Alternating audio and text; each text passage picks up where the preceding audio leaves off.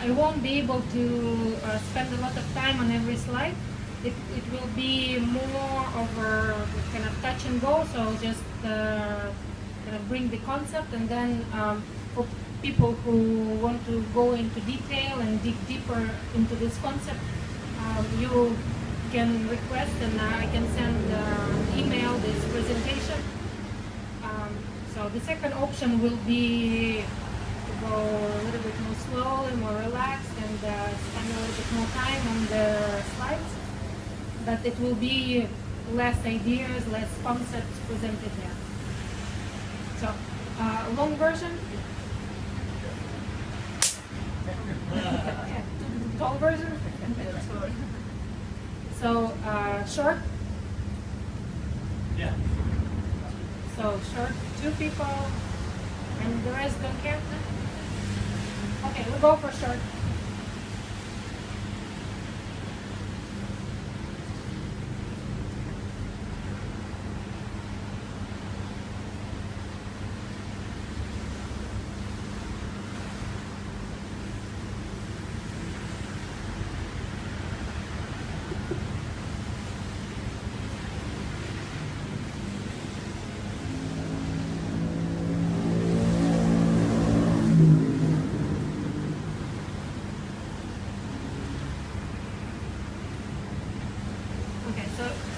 First I want to say that whatever I'm saying here is not for diagnosing or treating or pretending to be a doctor or anything like that. So this is just exchange of information. And now I want to invite you to really to be here. Just take a couple of deep breaths and be in the moment. Just come here. With your body, with your thoughts, and we'll start our journey. So first I want to tell you who I am, why I'm standing here. I am very passionate about anything to do with health and happiness. I've been studying it professionally for more than 20 years, but before that I'm a daughter of a doctor and a granddaughter of a doctor and a niece of a doctor, and I was surrounded by medical professionals, and I was lucky that these people were also open-minded. So I grew up being kind of like a guinea pig for all sorts of fasting and alternative treatments, even though my mom is a conventional MD. So for me, this is my life passion, and anywhere I go, by now it's 3 continents, I keep learning more and experiencing, kind of putting it through me, and then sharing if something makes sense and achieve results. So today I want to share with you my discovery. Like today, earlier with Cookie, we were talking about that the more I was learning about different modalities, both East and West, modern and ancient, the more I realized that all the differences are on the surface. And the deeper you go into them, the closer they become together. And then, you know, in one aha moment when fireworks started to go in my brain, I realized that all of them share 3 things. Anything that works, everything that makes sense, addresses 3 problems and turns them into the 3 healing opportunities.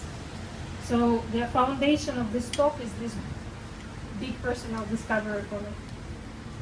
So first, before we go on that road, I want to say that, you know, that there are always choices, and none of them are wrong. It depends how mindful you are when you're making them, and you understand the consequences. And when you decide to go on a journey, you also need to be mindful who you are on that journey. Are you a passenger and somebody tells you what to do? Like the doctor puts you on medication, or your mother tells you, or the government, you understand what I mean? So a lot of us prefer to be on the passenger seat because you don't have to do much, and then you have somebody to blame if you go wrong way. And it's okay if it's the choice, but this presentation is designed for drivers. So if you're a passenger, I'm sorry. It won't be for you.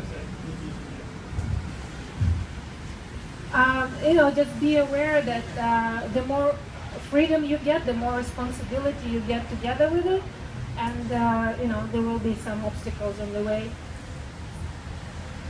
And when you discover that something works for you and for a certain group of people, don't assume that the same road will be as successful for somebody else, and if somebody goes the other way, it doesn't mean that they go the wrong way. Another exciting discovery on my journey of studying health and happiness was the discovery of epigenetics. So what is epi? Epi means above. A lot of us are familiar with genetics, with DNA, and we always thought about it as like a photograph, an old family photograph, then grandparents gave to your parents, and parents gave to you, and this is something stable. And it's not. It's a movie, and you are the director and the star, and you can change, the way where this movie goes. So I invite you to imagine that your genes is a kind of an instrument, like a piano. But the piano is just a piece of wood without a musician. So your lifestyle is actually epigenetic influence. So if you have a gene for cancer and you drink and smoke, bam, bam, bam, bam, bam, bam, bam, bam, you make it express, it will sound. But if you play beautiful music without touching it, with a beautiful lifestyle, you can live to 100 years and you have no idea that you have the mutation there. So, very powerful stuff. And that slide is not supposed to look like this, but okay. The idea is, something you cannot read there is that if you want to feel like a king or a queen, you can do it by choosing your food. So I need to explain a little bit more, because on the bees and flowers thing, it's, all the bees start genetically identical, same DNA. And some of them are destined to live 1 month, and others more than 2 years, with same genes. What's the difference? Only one thing: food. Again, epigenetics. Give yourself royal jelly. And actually, literally, I suggest it as a supplement. All right, so these are the 3 roots of disease that I was so excited about when I discovered them.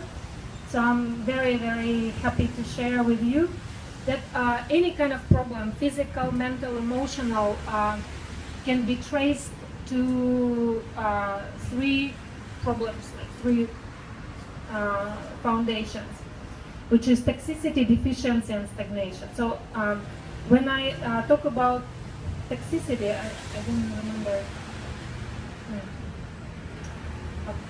Yeah, in the short version, I don't have the fancy thing.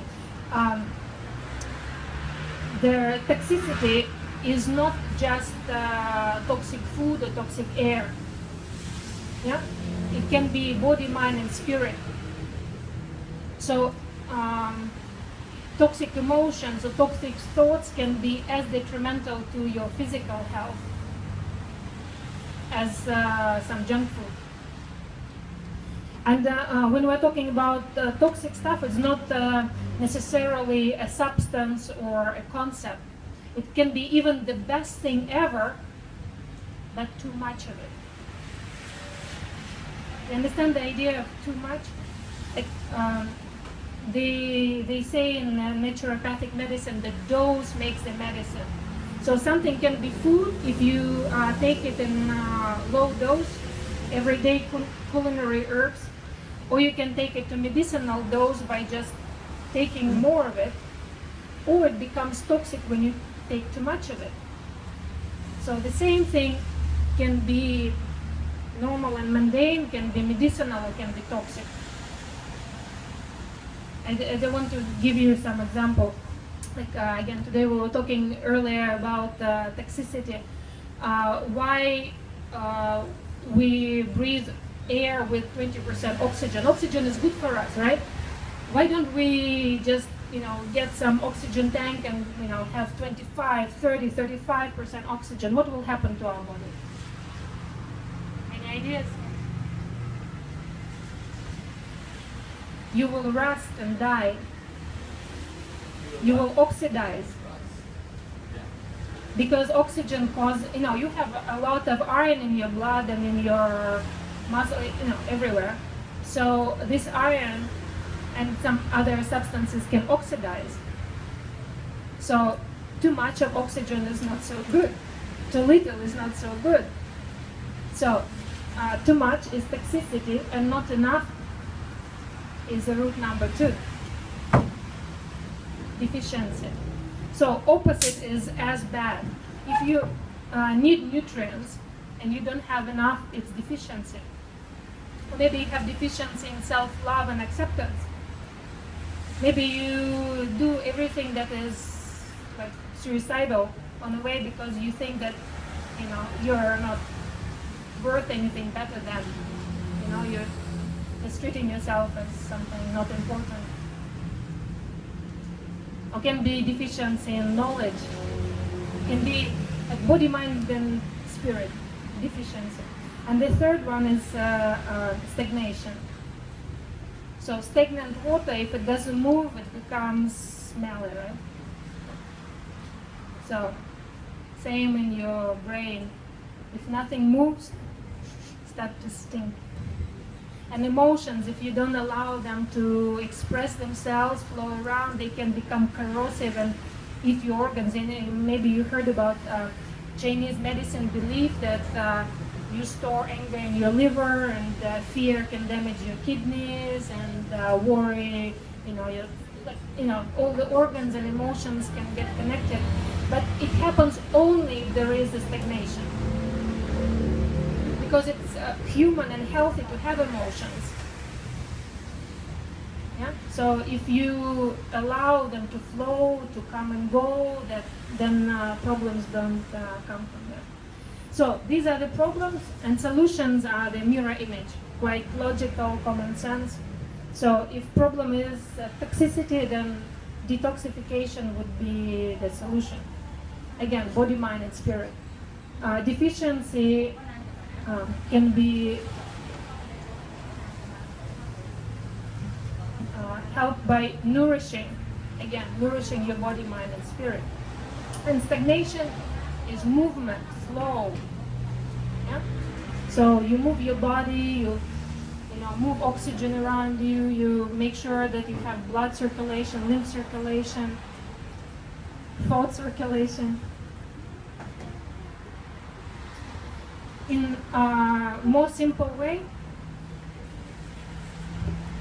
detox, bad things out, nourishment, good things in, and move.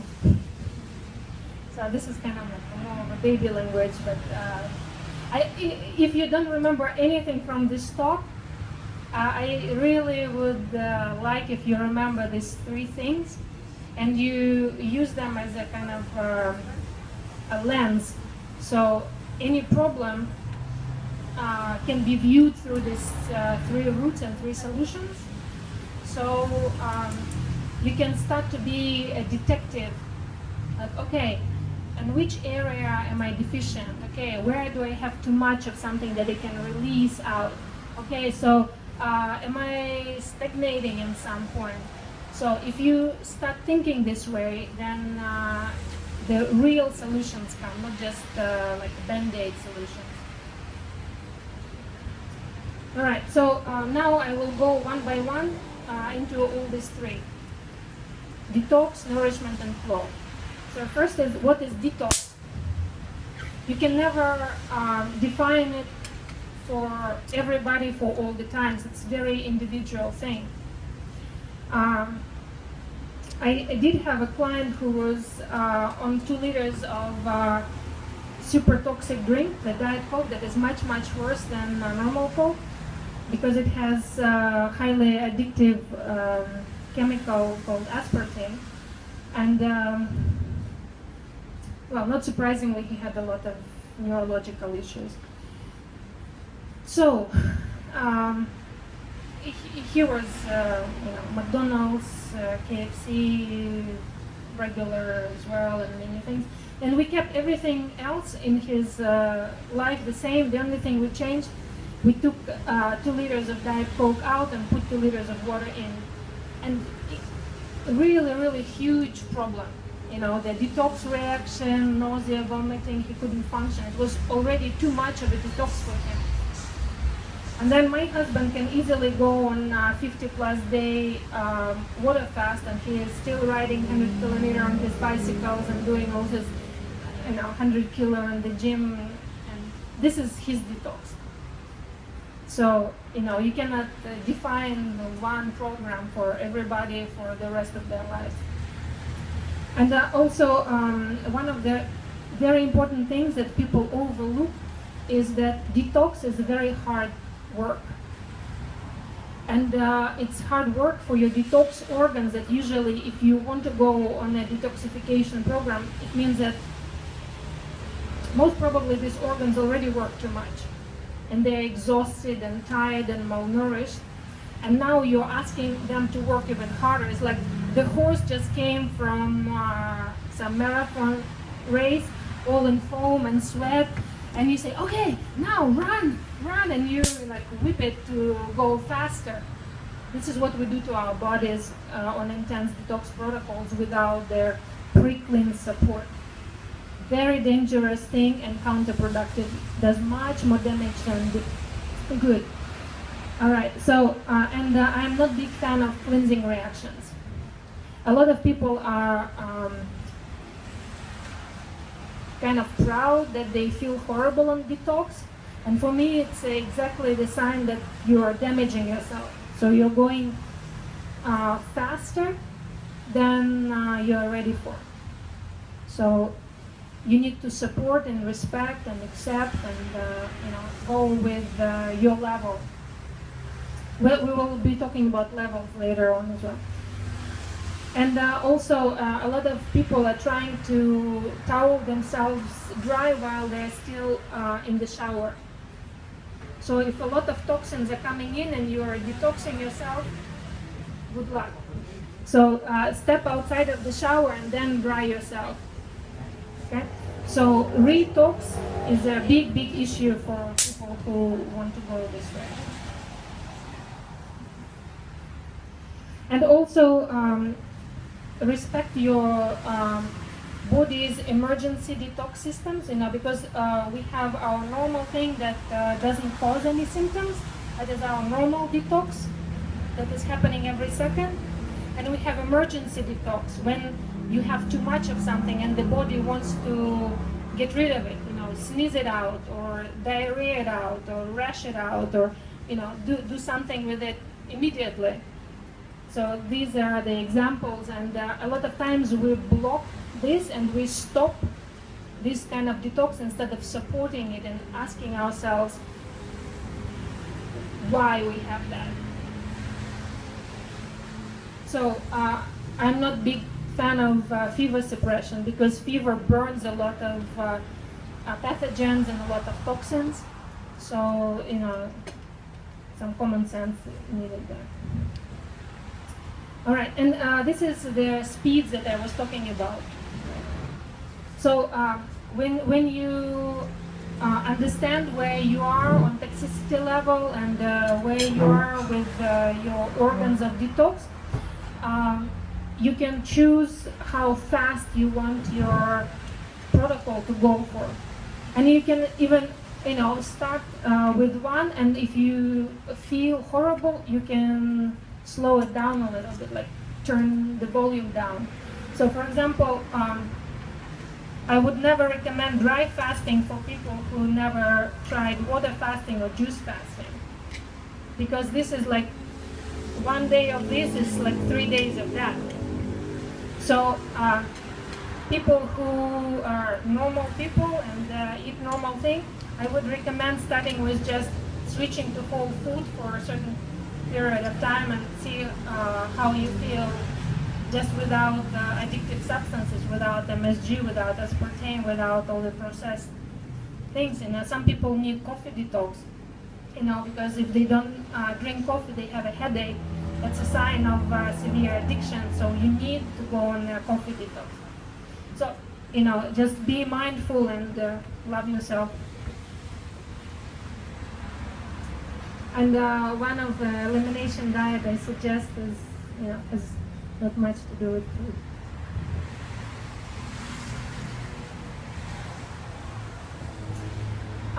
One more tip for people who want to design their own detox protocol is to respect not only where you are, but also where you are in the universe. Because everything has a cycle and good time and bad time to do certain things. Yeah, there is time to sleep and time to work, time to eat, time to. So there, you know, these are 3 examples: 1 day, 1 month, and 1 year. But you can design, you know, 2,000 years, or you can design every second in a minute. You know, there are a lot of different options, but these are most practical. That's why I've chosen them. So, during the day, if we look at the 24 hours, you can separate it into 3 8-hour groups. So 8-hour is the best to eat. Your digestion is the strongest, and you can break down food into nutrients the best. And then next 8 hours, you will be building your new organs, your new systems, your new self in the most efficient way. And the last 8 hours in this 24 is when you're cleansing out. Like pretend that, you know, you bring their building material, then the house is constructed, and then you take care of the construction site. And it happens every 24 hours. So unless you are a farmer who needs to wake up before dawn and work super hard in the morning, I recommend skipping breakfast and having your kombucha or lemonade or, you know, apple cider vinegar in water, or some warm tea, or something that is alkalizing and detoxifying. And as your first breakfast, maybe your second breakfast will be juice, maybe then the third breakfast will be smoothie. So something that is super easy. Then you will not stop that cleaning cycle that normally would go until noon. At noon to 1 in the afternoon is the time when your stomach is the strongest. In Ayurveda, they call it your fire, your Agni is the strongest. So you burn your food in, you know, from big chunks into small nutrients much stronger. So if you eat from 12 in the afternoon until 8, you know, that is the most appropriate. Okay, then a monthly cycle. If you want to design a detox protocol like liver flush or parasite cleanse or something like that, and you do it right after full moon, you will have the whole half of the month to really release all these toxins out. They will naturally float out of you. Because when the moon is growing, you get more and more water, you retain things. So this is great for muscle building, for anabolic activities. And after the full moon is all about catabolic activities and cleansing and losing weight and losing heavy metals. And so if you respect that, then your protocol will be more successful. And then if you don't want to think too much and do too much, you know, during the year, and you say, okay, I can do only 1 week of detox and like really dedicate it, when should I do it? Springtime.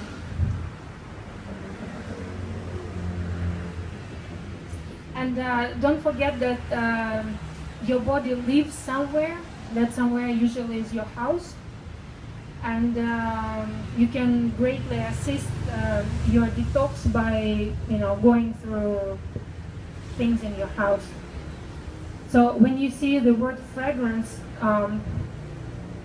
it says 100, but I watched the documentary. They say that it's 10,000 different chemicals can be hidden under fragrance in any combination, and it's not regulated. It could go on your skin.